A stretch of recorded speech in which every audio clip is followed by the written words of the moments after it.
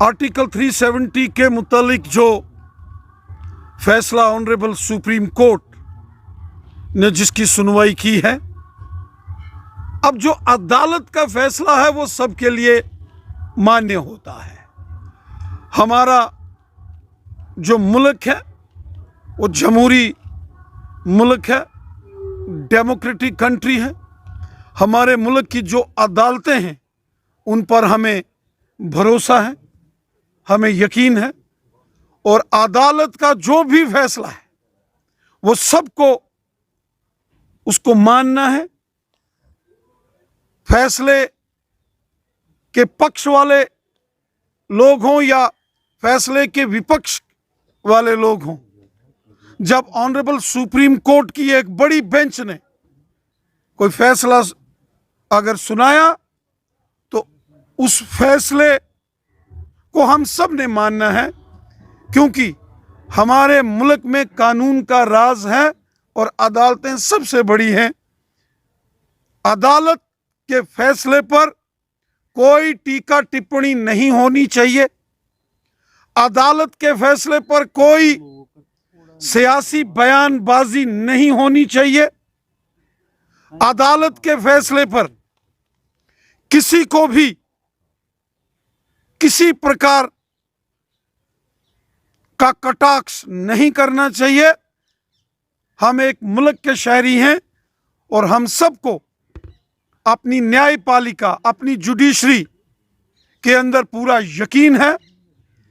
Honourable chief justice of India और उनके साथ ऑनरेबल सुप्रीम कोर्ट की एक बहुत बड़ी खंडपीठ ने लगातार पक्ष और विपक्ष दोनों की बातें सुनी हैं, और सबसे बड़ी बात यह रही कि ऑनरेबल सुप्रीम कोर्ट ने सारी प्रोसीडिंग ऑनलाइन चली है।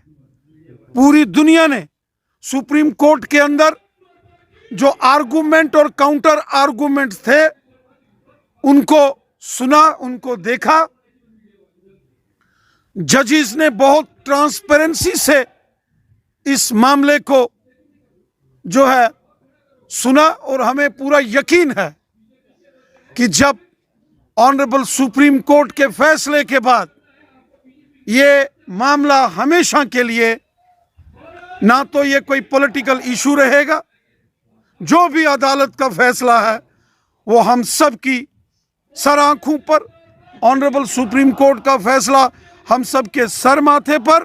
हम अपने सुप्रीम कोर्ट के इस सुप्रीम फैसले का पूरी दिल से, पूरी ईमानदारी से उस फैसले को मानते हैं और हमेशा मानेंगे। हमारा मुल्क एक लोकतांत्रिक व्यवस्थाओं में विश्वास रखने वाला मुल्क है, और हमारे देश की न्यायपालिका, हमारी जुडिशरी सबसे महान है। तो जम्मू कश्मीर के हालात पे कुछ असर पड़ सकता है 370 के? देखिए, मैंने पहले कहा ऑनरेबल सुप्रीम कोर्ट ने आर्टिकल 370 की सुनवाई ऑनलाइन की है।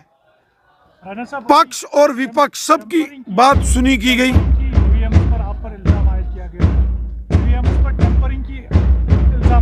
चलिए, अब कुछ लोग इल्जाम तराशी करेंगे। सियासत होनी चाहिए, लेकिन अदालतों के फैसलों पर सियासत नहीं होती है। अगर अदालत के फैसले पर कोई सियासत करता है तो उसको कंटेम्प्ट ऑफ कोर्ट कहा जाता है। मैं तो मानता हूं कि अदालत का जो फैसला है सर आंखों पर।